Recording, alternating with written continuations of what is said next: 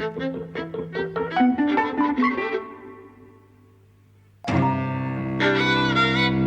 and welcome to Eavesdropping at the Movies. I'm Mike. And I'm José. And we've seen American Animals, which is a heist film, mainly narrative drama, but elements of documentary. Mm-hmm. A British-American co-production. The writer-director is British, and was a documentary maker before this. He made a film called The Imposter, which I've seen. You've seen. I haven't.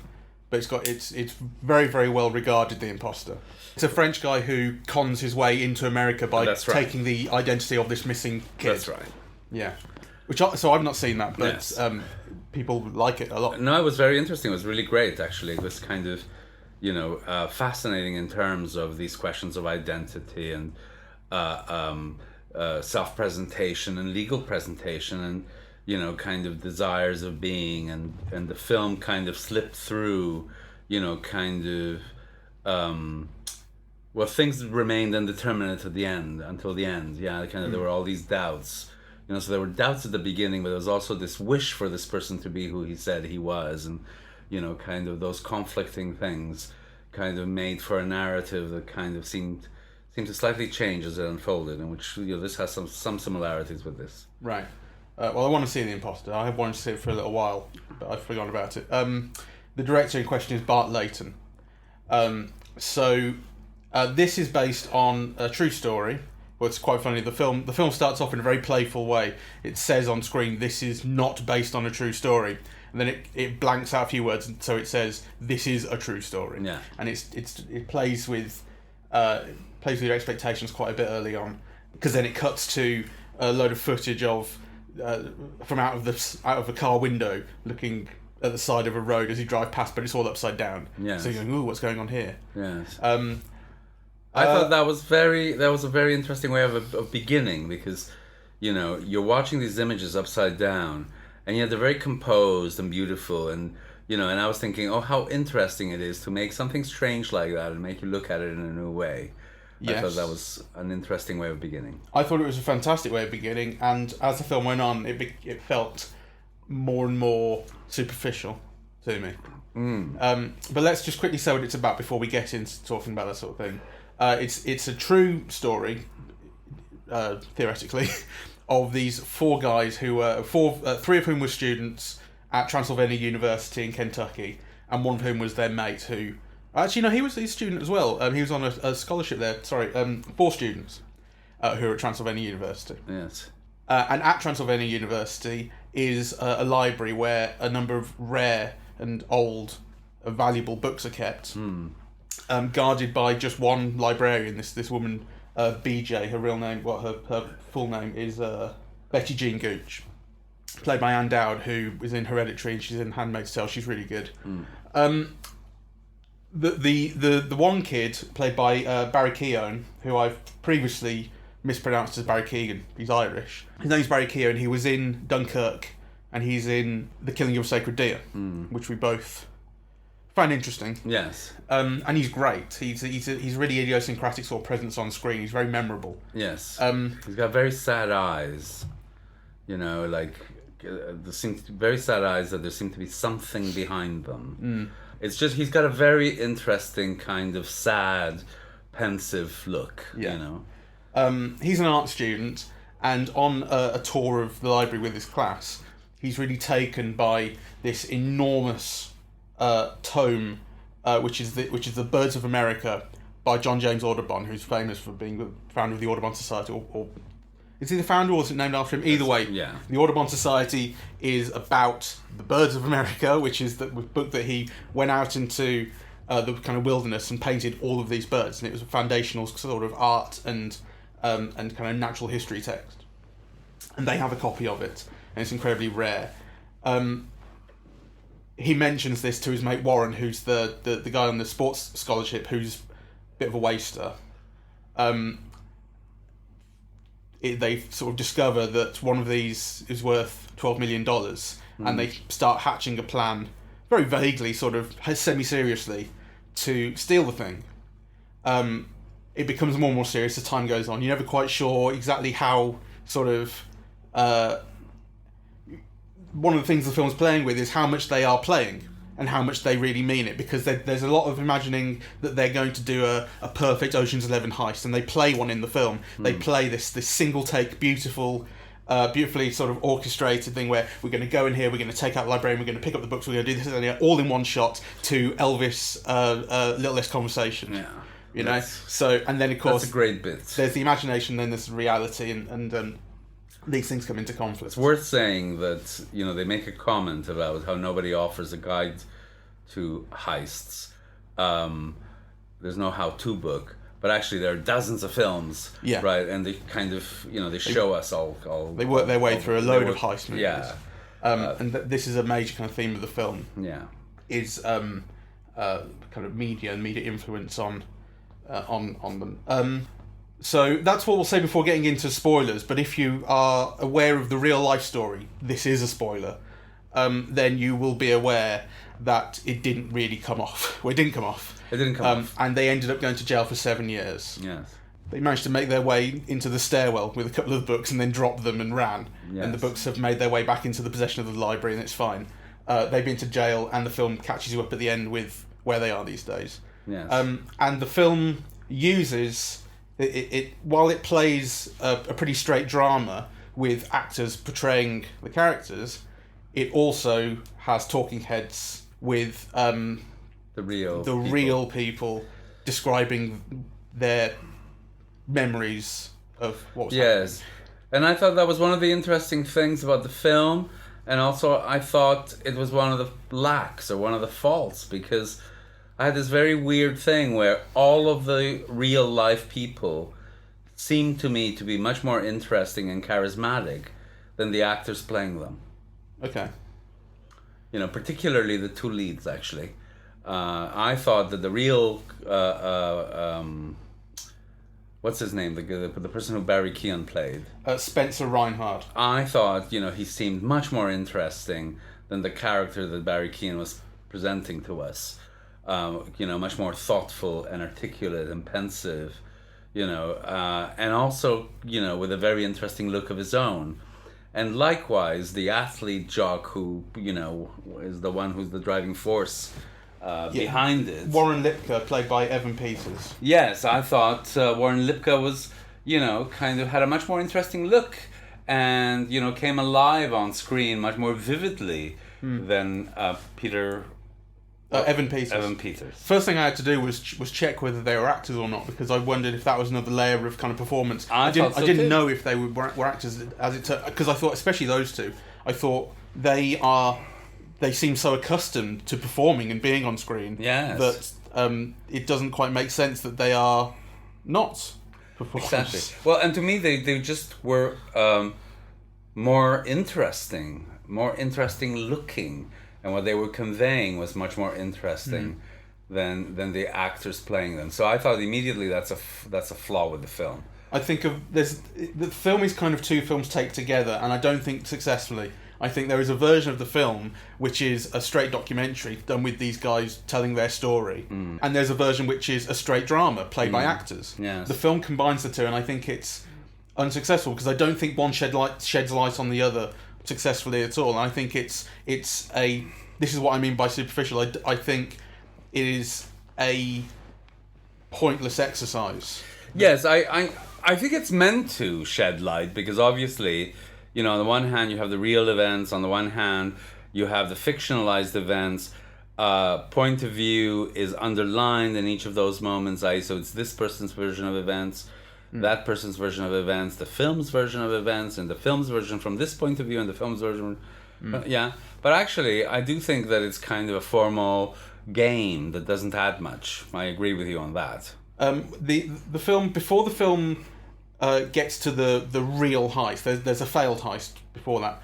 Before the film gets to the real heist, though, which is where things get quite serious and quite real, it's doing an awful lot of this kind of formal gamesmanship of going back and forth between who remembers what. There's a tension between what Warren remembers and what Spencer remembers, and it's done through They were meeting a guy in New York, Yes. and he says he had a blue scarf, or was it purple? And on screen, you see the guy meeting, and the scarf changes colour from blue to purple. Right. And then he goes, no, actually, the other guy goes, no, actually, it was an old guy with white hair, and so the footage that you've seen rewinds, and the guy you've seen is now replaced with this old guy. Yeah. So and it makes for jokes quite a lot of the time, and there is wit to it, but the sort of what it's going for in terms of what the truth is of the story, and making us question how much of this is true and where the truth kind of lies. It felt like it didn't illuminate anything to me. That wasn't really what was interesting about the film. Well, the film sets up But the it insists on themes quite clearly at the beginning. So it begins kind of with two images, quotes, right? So on the one hand, it shows us the John James Audubon book, right? And then it also starts with this quotation. Is it from Adam Smith? It's from Darwin. Oh, it's from Darwin, right? The Origin of Species. Yeah, it's a quote along the lines of American animals must have migrated and blah blah blah, something about living in caves in Kentucky. Right. So so those are the two things that kind of bound the film, and in a way, kind of the search that it sets you out, or the kind of the main narrative thoroughfare, is obviously one about kind of American masculinity, as illustrated by these four men in this place, and they're all middle class. They're all kind of, I mean... Yeah, it's a very specific American masculinity because it's white and middle class. And educated. I mean, right. the one guy in particular, Warren, I thought he was a dropout until that scene where he's in the principal's office or whatever he is, saying... and he says, you're here on a sports scholarship. I never see you doing any sport, but you're here on a scholarship. So that's, so he's got this level of privilege, probably beyond the others, who you have no idea whether they're on scholarships or not, but he definitely is. And he's abusing it and wasting it and doesn't want it to be there. They're all from the same background, yeah. So they're all kind of middle class, from middle class to a little bit more than that, because one of the characters in the film, who's the bodybuilder and who's always doing exercises and who ends up later... having become a personal fitness instructor, writing a book on, personal fitness in jail, right? You're told that he's always on the make and he's making money and he's like a yuppie go-getter. Young entrepreneur. Yeah, young entrepreneur. So that's the background. And I think it's important, really, because, in the present American context, these were all kind of very privileged people. And on the other hand, kind of what they find is that the life that they're leading is not the life that they feel was promised to them. And the film has a line at the end which I think is very banal, saying you're constantly told you're special and wonderful, and then you realize basically that you're not. And so this whole heist is a way of kind of making their life more interesting and kind of more vivid and having an extraordinary and transformative experience, really. And of course, kind of what's interesting about it is that they see a transformative and exciting experience as only a criminal one, right? If you can imagine all kinds of things that one can do, to have kind of a transformative experience. I mean, there are a million things that one can imagine from doing that. And in other generations, for example, it would have been to go fight in the Civil War in Spain, or to join the Communist Party, or to travel the world, or or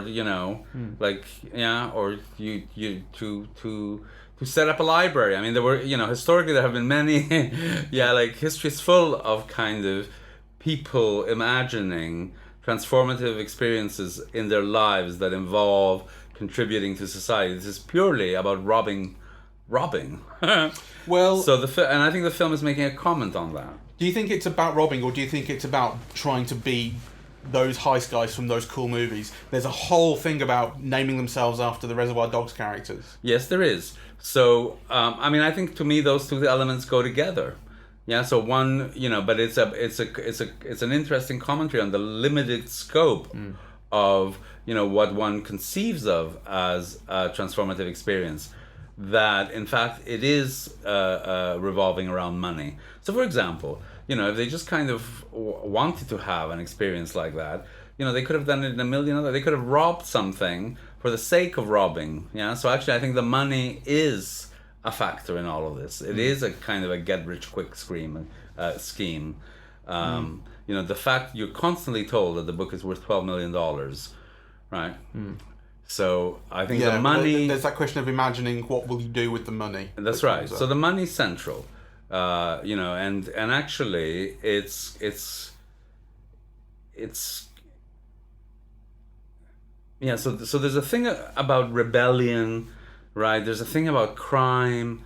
Like if you read On the Road and so on, like those 1950s kind of rebel books. They're always on the road. They're always involved in petty thefts.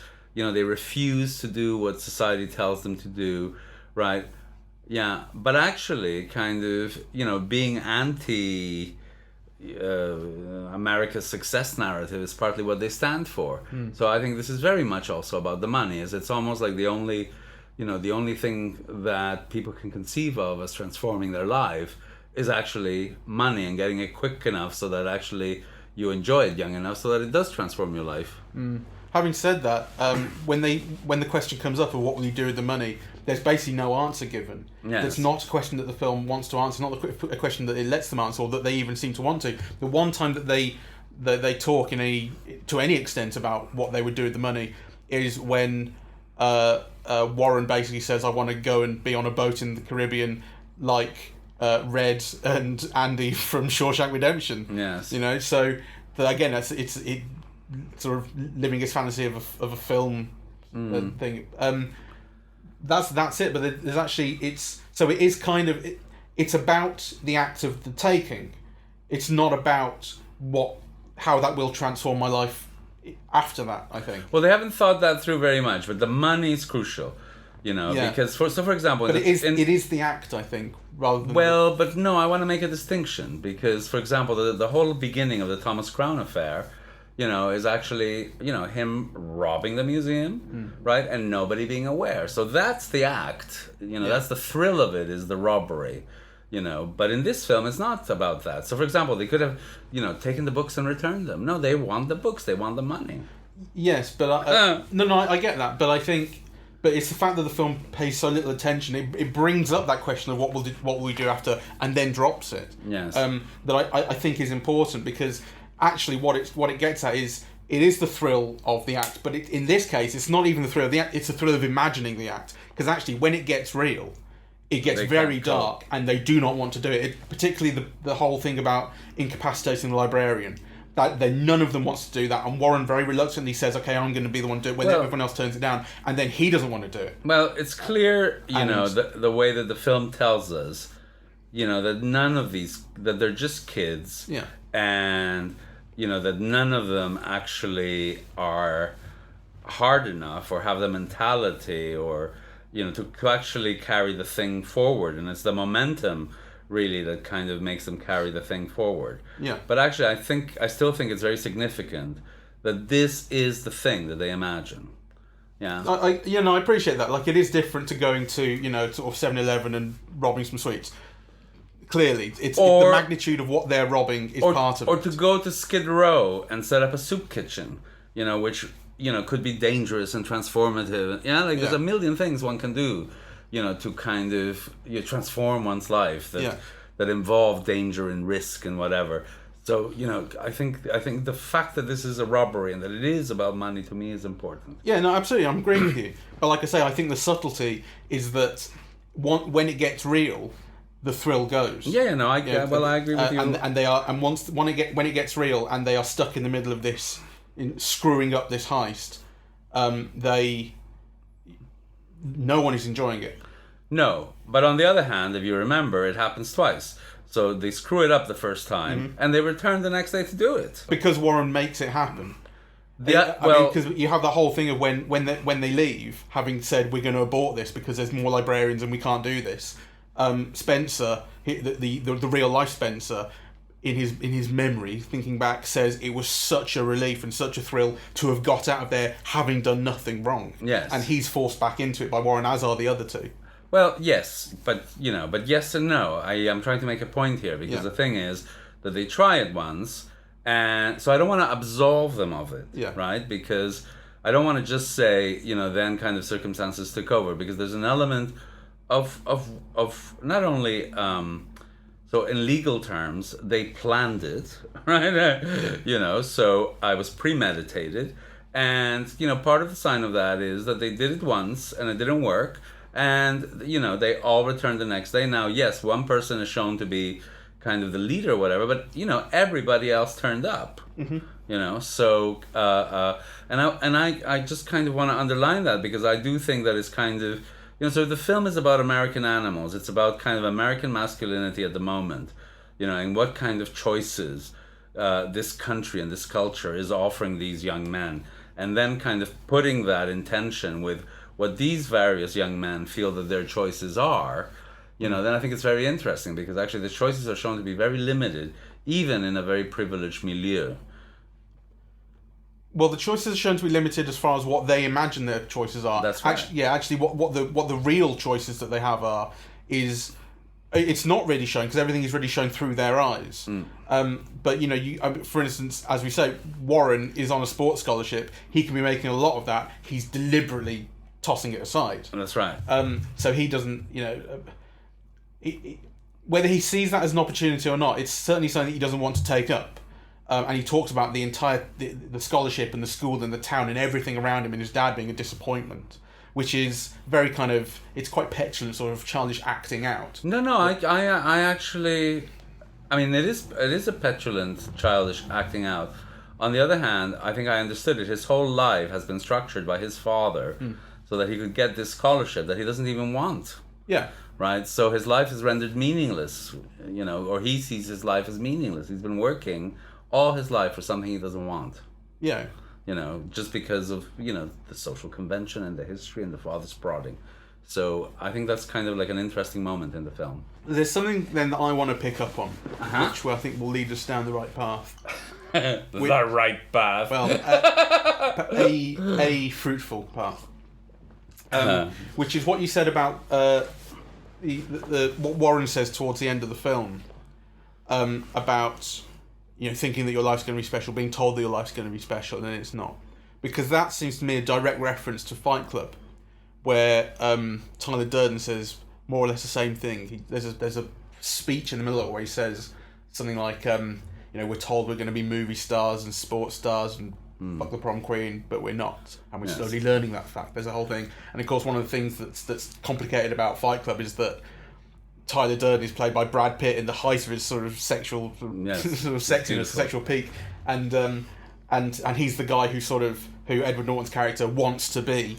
So that's a kind of undercurrent to, and that whole film is about American masculinity at the time. Again, kind of seeing a version of it, and again, it's a very white middle class version where men are feeling sort of inadequate or lied to or disappointed about what they thought their lives were going to be, and I think in this film the way that reference, and I think it is a reference, comes down to it's saying something similar, but it's also about the fact that Warren is thinking about this through a movie that he's seen. Yes, that is an icon of masculinity of the time. Yes. Well, I mean, there's no question that all of these young men's desires are mediated, right? And they're particularly mediated through movies. And actually, so again, to go back to the limits or how limited their wishes and desires are, that's also my point, really.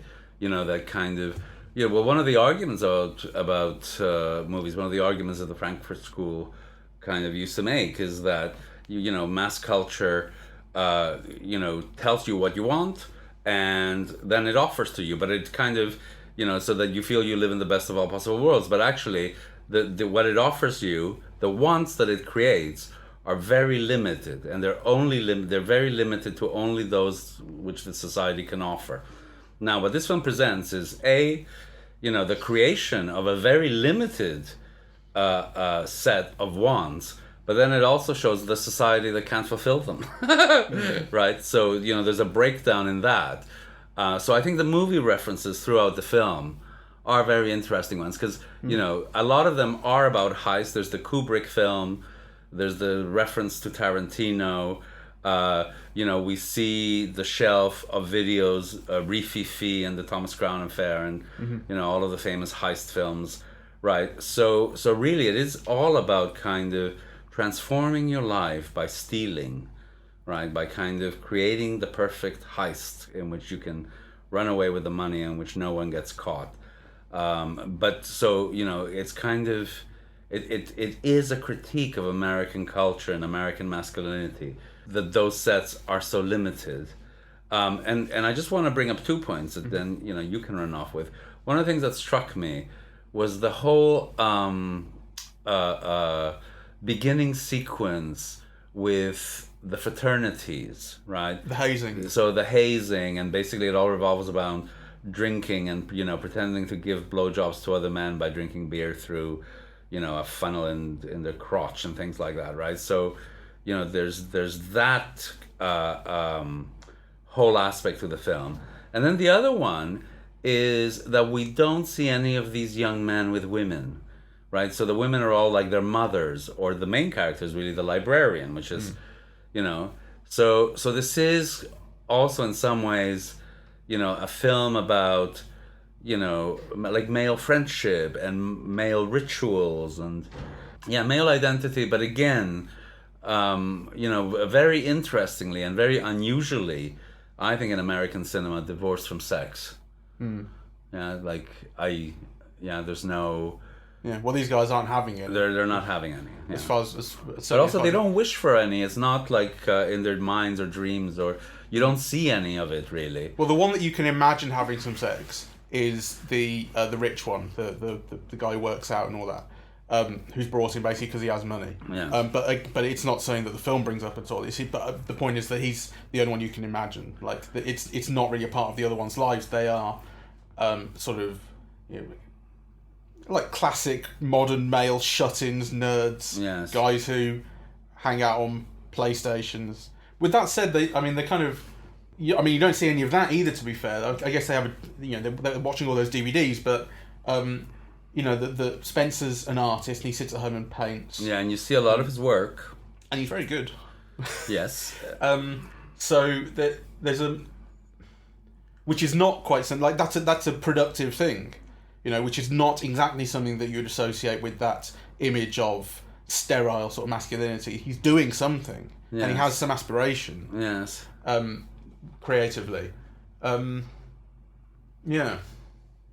But you're right. There's no. I mean, another point of reference, I think, is The Social Network, which I think is also particularly echoed in the fitness character. He's rowing, which is a like really iconic thing from Social Network, because you've got the Winklevosses, who are Olympic rowers, and there's that whole thing about he's the entrepreneur, which again, The Social Network was all about these guys at Harvard making money for themselves and trading on stocks and stuff, and I think it's echoed in him, and in Social Network, there is a little bit of sex where they get blowjobs in the bathroom when they realise that Facebook's becoming kind of popular on campus, and apart from that, women again really aren't in that film. It's about these clashes between men and well, boys really, kind of this thing about young boys having lots of money. But in The Social Network, I think, you know, there is a lot of there are more women. But it's about how there's more women, but it's about how they're excluded. There's that one line where they're assigning jobs to everyone. They're saying, you'll do this and you'll do that and you'll get 5% and you'll get 10%. No, but then the girls are there going, can we do anything? And he goes, no. But the point is that a lot of The Social Network is driven by a desire for sex. They're not getting any. They want it. You know, kind of the whole thing about designing Facebook is actually, you know, about sex in a way. Yeah. So the thing is that in this film, it doesn't even come up as an issue. Yeah, yeah. You know, they never even say, oh, I want to fuck, or, you know, nothing. Yeah. Right? Like, so, which is very unusual when you're talking about 20-year-old young men talking with each other. Right? So I just thought that, you know, that this is a very interesting facet about the film. It makes it very unusual for me. You don't even see them watching porn, which you would think that would be the other side of it. Like the one side of it is that we're not talking to women, but then that would be faced up by the fact that we're watching porn all the time. Yes. But there's none of that either. Like there's really no sex drive in these guys. No, there isn't. Yeah. You know. So it really is. It's a desire for transformation, for change. Yeah, and the only opportunity for transformation and change that these young men can imagine is robbing, which I do think is interesting. I think and there's a lot of robbing and different types of robbing in the film. Yes, yeah. Yeah. I think the thing about transformation, while it's there, is more.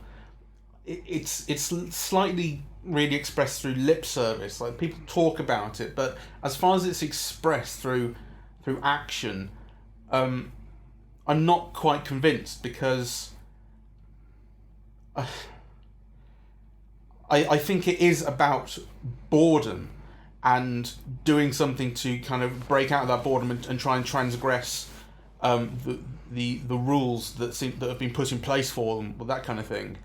But as far as kind of transforming themselves in a long term way, like I say, it feels like lip service to me in the film rather than something that is really, really carried through. Yeah. Something that really matters to them. I don't know. I mean, I kind of. So let me just say how I felt through most of the film. Yeah. To begin with, because I think, I didn't find the film. I'd heard very good things about it. I mean, not through having read any reviews or anything, but just, from Twitter and so on, you got the feeling that this is going to be like an extraordinary film. I didn't find it to be so, no. Right? And there was a period in which I was really quite bored. Really, I kind of, and kind of wanting it to end, And then when you get to the sentencing, I thought, oh my God, they actually did the 7 years. That's so harsh. Yeah, you think, yeah, because I mean, they robbed some books, and then they only robbed a few, and they didn't even sell it. They seemed pretty repentant, or at least and they seemed very repentant. So I thought, my God, what a harsh sentence, especially considering that white cops killing black people get off the hook, or rapists get off the hook. So to have stolen a couple of books in the library, and even though they were very valuable, and to get such a harsh sentence, and to have done what they did to the librarian, to be fair, that was quite hard.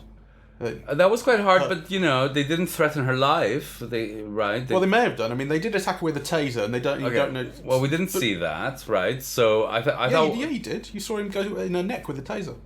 No, the threatening, the life. Oh, as in like verbally threatening. Yeah. Oh, sorry. Okay. Yeah. So her life. No, they didn't. From what we saw, was never at risk or anything.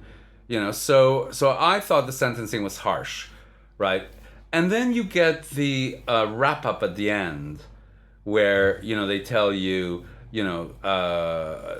this film was actually written by one of the four people, right? And then the other person is studying to be a filmmaker, and the other person is a fitness instructor in LA, and then you get to the artist, right?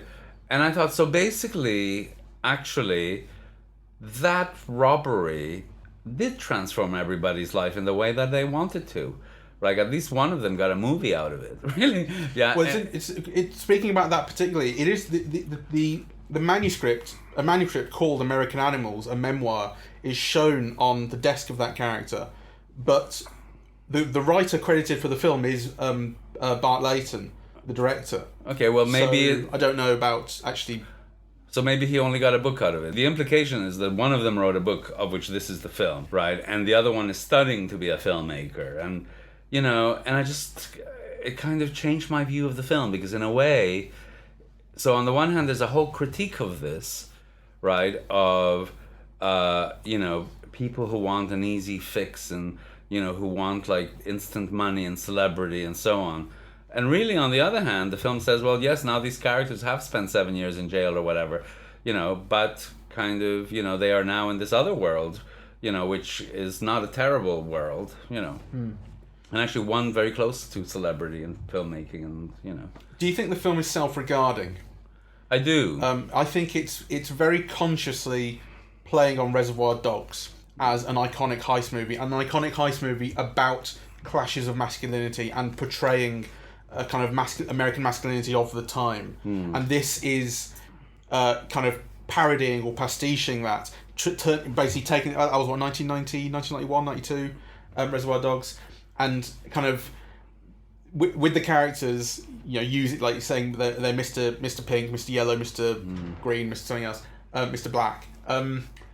And of course, they say like we don't need these names because the whole point in Reservoir Dogs was that they didn't know each other's names, and that's what kept them from sharing their names. So they are playing, basically playing sort of dress up. Yes. But I think the film is kind of it is quite consciously trying to be an update in a way, to say that was an American masculinity back then and this is an American masculinity now, and which I think is fine, but then the sort of implication of, and that film is a classic and so will this film be. Yes. Well, I think it's trying to do, and some people have been receiving it as such, but I think No Cigar, it doesn't live up to any of that. And I think the major fault in that is that you don't get a kind of complex representation of who these young men are. Like, there's no yearning in any of them for anything. Like, so you get the sense that they're kind of a bit dweeby and, like in their basement doing their thing. For one it's art, for the other one it's chess or whatever. But actually, you don't get a sense of a yearning of what would they like their lives to be, really, if they could have control over that.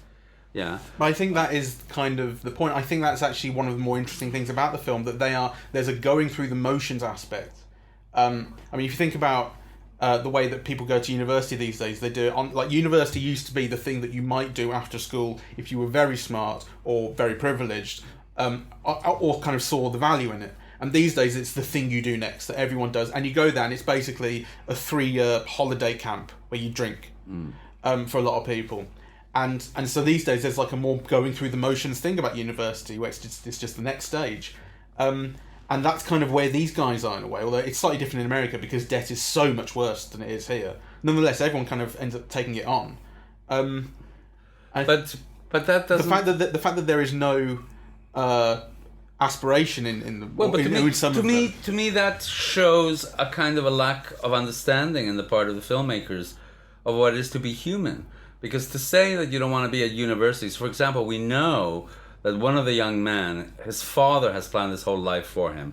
His father has structured his whole youth so that he could win a scholarship to go to university.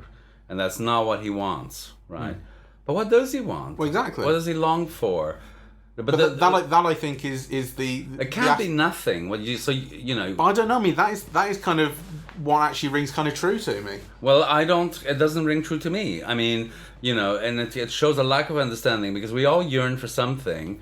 We all, even if you're stuck in your basement and you don't know what to do with your life and you're playing video games all day long, to me that speaks of wanting something else that maybe you feel you can't have, that you might actually very well construct for yourself, but to show kind of all of these young men without any real desire for anything, and actually it's the suggestion is not that they don't have anything. They're not suicidal it's actually just the film is not showing it to you, and I think that's a problem. I don't think it is. I think it's actually, like I say, it rings true to me as a portrayal of what young guys in their sort of situation, how they feel. Like, even though they have things on a plate for them and they have all these things they could be doing, they don't feel it and they don't care. And probably the more that things are laid out for them, the less they want to take part in it, because they it's this kind of natural rebellion aspect to that, which you see in Warren, throwing the scholarship away. Like, I get what you mean. Like, people kind of want things, but even if they do, they don't know how to express them, and they are going through the motions. I'm not even talking about things. No, I don't mean things material, but I mean something in their life. I just don't believe that. I think first of all, I can't imagine young men not wanting sex. So that's a drive.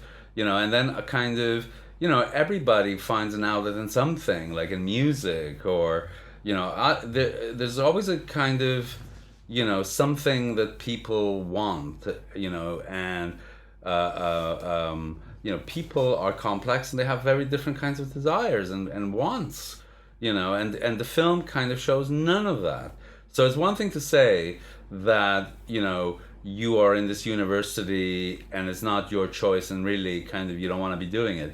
But what else would you like to be doing? But I think it's not about not wanting anything. It's about not knowing what they want or not knowing how to express it, which is why they end up just acting out, doing this robbery that also they don't really want. Yeah. I think that's what it is. They don't really want it because once it becomes real, they realise that this, even though they carry on with it because there's this momentum and what else are they going to do, there's this frustration, but they don't really want it. Like, it has become real all of a sudden, and the thing that they were playing with is no longer fun, no longer kind of entertaining or a kind of a diversion. I like I said, I think that not accepting the, I think it's a premise the film is putting out that they are in a position where they don't know what they want or they don't know how to express what they want and they are acting out. And I think not accepting that is possibly true of a lot of people is just, it's like a clash between you and the film rather than the film failing. Well, I think it's the film failing. You know, so for example, we get the Barry Keoghan character, you know, we get to see that, you know, he wants to be an artist and he keeps drawing things, and at the end, you know, he draws the bird, right? So, you know, he wants to be an artist, and there is something that he wants to express and that he's expressing, and that, you know, so he's got kind of like an inner life. So there's kind of like a desire that clashes with, you know, that which we see him doing, which, you know, you get the feeling that he's kind of, you know, drawn to.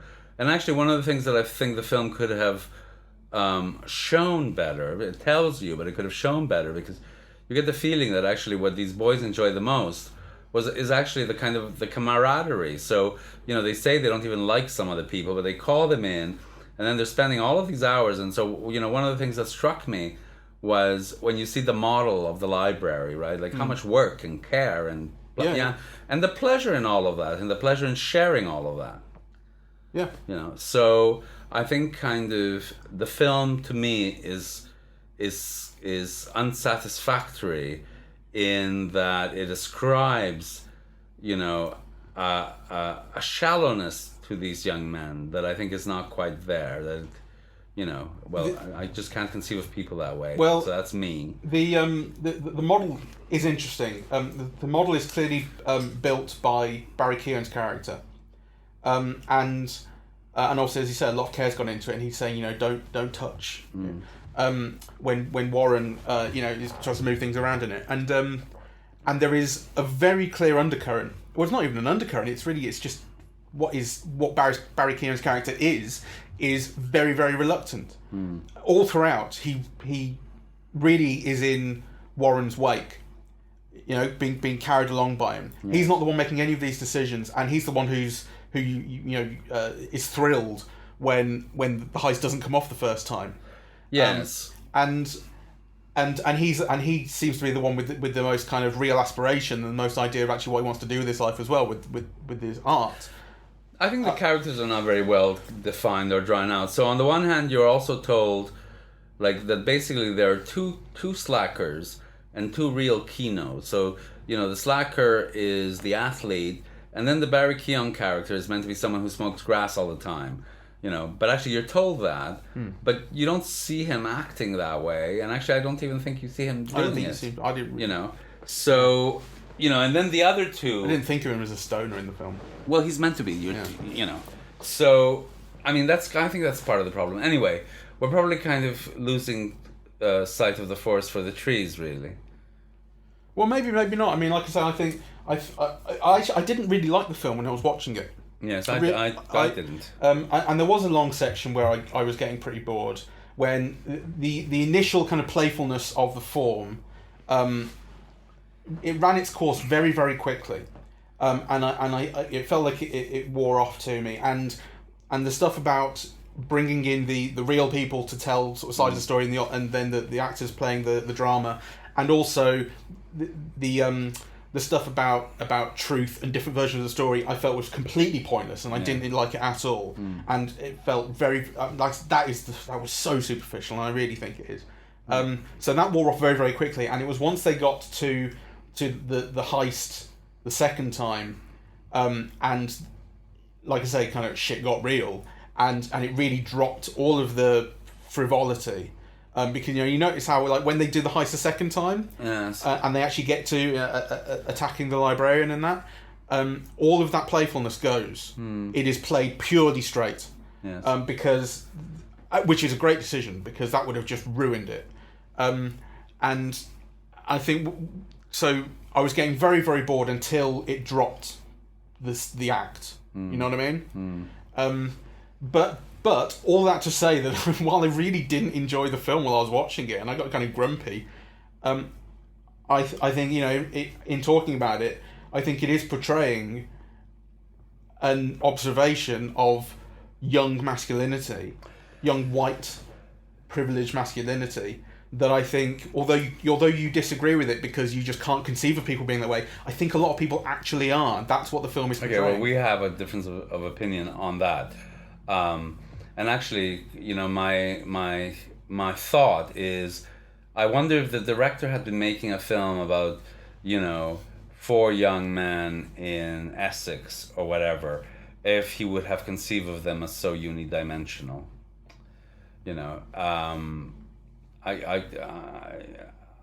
It's kind of an issue that I'm increasingly kind of remarking on films that are set in North America, that I think there's not enough insight into what young men's lives might be in Lexington, Kentucky. There's a version of this film that is better on all of that. There is a version of this film that is better because I think the frivolity and the playing around with memory and history, I think just get rid of that and concentrate on the other stuff, because the other stuff is a lot better. And there's an interesting story. It's very here. easy to say that, but you know what I mean. Well, no, but I agree with you. I mean, I think there's an interesting story here, and I think actually the formal games and trying to make it more interesting by changing the point of view, by kind of putting into play the fictional world, with the real characters, I think it kind of, there are things that actually detract rather than enhance the story. So I agree. I think there's very much that. One more thing, what did you make of the music? The use of the music, the soundtrack. There's 3 instances that I remember. There's the opening where the music it's that very weird sort of montage opening. You've got the close-ups from the Audubon book, and you've got the upside down footage, and the music's kind of going dum dum dum. There's some. It's. I don't remember exactly what it is, but it's kind of you notice the music, and it's basically making you ask, like, what the hell is this? What am I seeing? Which what can I say other than I like that? Like, I liked the way it was creating something really sort of the openness of possibility of what the film was going to be. I enjoyed. Then there was the Oceans type montage where they were imagining the heist, and it was set to Elvis. I think was it the Junkie XL remix? I can't remember. I don't know, but a little less conversation. Which was great, and it was that perfect expression of this is exactly what we would imagine our lives being in a perfect world sort of thing, and them imagining themselves in a movie basically. And then the other one was the song at the end when they were all getting arrested, the sort of arrest montage. And that was Leonard Cohen, I think. Was it? Well, there's a Leonard Cohen song, near the end. It might be that, I'm not sure. I don't remember. Leonard Cohen, Who by Fire? Would that be it? Probably. There was also, I don't know the song. Yeah. But there was a kind of soulful. Yes. Ruefulness. Well, you see, for me, like, the songs that I recognize, I recognize Jim Morrison's voice. So there was a Doors song, there was a Leonard Cohen song, Peace Frog, the Doors song. There was an Elvis song, and I thought, how bizarre to have all of these songs, from the 60s. Yeah, like, like not even like a contemporary track of some kind, or maybe something. Something that these kids like to listen to. I think there were songs kind of from the time as well that they you got snatches of on the radio, sort of rap. I mean, that's quite interesting, I suppose. The hip hop. I think there was NWA and Ice Cube and things, which was, I suppose, a little bit before their time still, but because this was set in 2003, 2004. but there's that kind of not cultural appropriation, but just sort of aspiration of, well, rap has this kind of aspirational thing of working your way through your music out of a bad situation into a better one. But also that thing of like, so there's that aspect, and also white middle class kids listening to rap by underprivileged black people has a kind of, I mean, it's very common, but it has an element of sort of like aspiring to be kind of worse off than you are in a way. Like there's cachet in to that. be bad and to be transgressive and to be rich. But there's like cachet in sort of like they are in positions of privilege where they have opportunity and they have their lives basically sorted out for them. They have families that are for the most part together, and they have dinner with their parents every night. And listening to rap, which portrays a world in which that is fractured and not guaranteed, so to sort of imagine yourself in that world gives you kind of cachet, like you're in a good place and you want to imagine yourself in a worse place because... Do you see what I mean? I see what you mean, but again, I don't agree with you. I think you're missing the attractions of that world, which is, one of danger, but also one of wealth and celebrity and and self-expression. So I can see the desire for it. I understand the desire for it amongst kind of America's white middle classes. It's a thing. Kind of, yeah, but there's like a living vicariously thing of like these guys' music is all about building themselves out of where they were, working their way out of where they were, and then showing off the great wealth and girls and everything they've obtained through it. And so the living vicariously is we kind of already have basically that. We've never had to work for that. We've had it given to us because that's just the way we are. No, but it's very different to to be a middle class kid at university, which is a comparative privilege, or to be as wealthy as Beyonce or something. Yeah, but I'll be honest. Well, yeah, this was 2003 though. I mean, this was not quite of that sort of ultimate superstardom at this point. Like I think there is a thing of like wanting to live vicariously through someone who has achieved. Sure. Whereas you haven't. You've had it given to you. And it's like feels. Well, I think with music, disappointing to have just had it already. The music that people are attracted to, or the music that they feel expresses them in ways that they can't articulate for themselves. So and those are complex things. So some things are things that you might not be able to do, but that you want, and and so on and so forth. And I think the wealth and the celebrity and the rebelliousness and kind of, I mean, these are basically good kids that we see in this film, right? The film goes out of its way to show you that, really.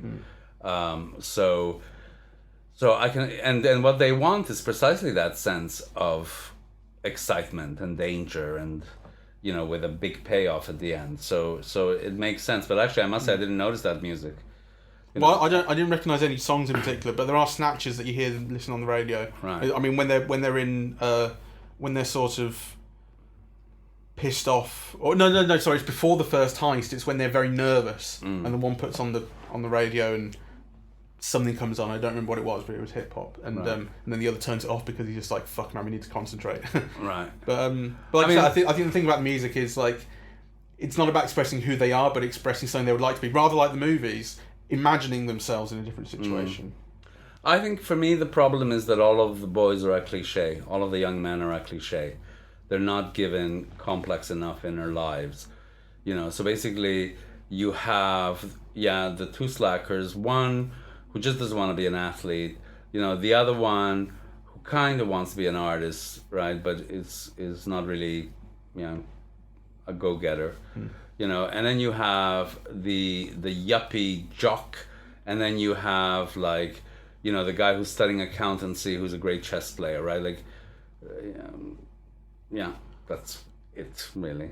They are one line characters. That's descriptions. Right. So which makes this playing of this the real person versus the fictional person kind of redundant, because you know, you're given so little insight into who they are that, you know, whatever you can make of like the contrast between the real and the fictional is like spurious, really.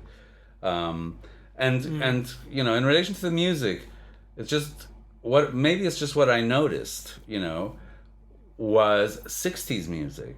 Yeah. And I just thought it's weird. I mean, to have chosen one song, you know, that might be very meaningful and play well with the scene is one thing, but to have chosen so many songs makes it seem, you know, part of a pattern that made me think, why? Yeah, I guess in a way that seemed interesting to me. It seemed like something I recognised in a way as well, because I sort of remember when I was their age, I didn't really give a fuck about new music, and I still don't. But I would listen to some, and I would listen to kind of music that I'd listened to from sort of 5 or 10 years ago when I was a teenager growing up. But also I would listen to a lot of 60s and 70s music, and I know actually the cliche to me in a teen movie, which this has elements of, the cliche to me is that the film dates itself by playing music of the time. Right. And saying like, these kids are just listening to the latest popular track that you've heard that is available on CD, and actually it like that they might be listening to classics or older music was really realistic to me. Right. Like kids who grew up in the 90s saying, you know, music was better in the 70s, man, as if they were there, and as if actually it was, because all it is that they've just heard the hits, and the hits always sound better. I think there's a thing here about, you know, them being familiar with their parents' music, you know. Anyway, I just thought to make it consistently 60s music seemed kind of odd, that's all. You know, because, I mean, even if you listen to old music, you know, you could have a track from the 40s or 50s or, you know, 70s, but like to have these key songs that are overlaid, yes, because they're not incidental, they overlay scenes, these songs. Yeah, and to have them all be 60s, I just found odd and interesting, but odd in the sense that I can't quite find the answer to my question of why. Yeah. It's an interesting one. Anyway, we should wrap it up. I think we've been talking for quite a long time.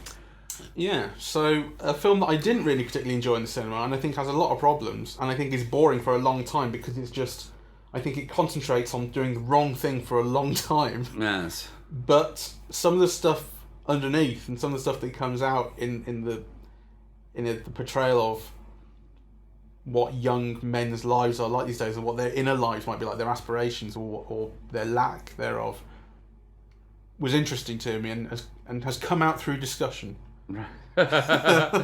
Well, for me, it's a film that I can see being praised for being formally experimental, and actually I think all of those things that it's being praised for, that it might be praised for, are actually something that to me is a problem in the film.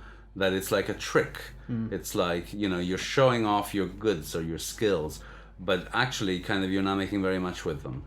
It's not as clever as it thinks it is in that respect. Yeah, I mean, it's kind of, you know, it's obviously kind of skilled and imaginative in wanting to do these things, but actually kind of what it does with them is rather banal.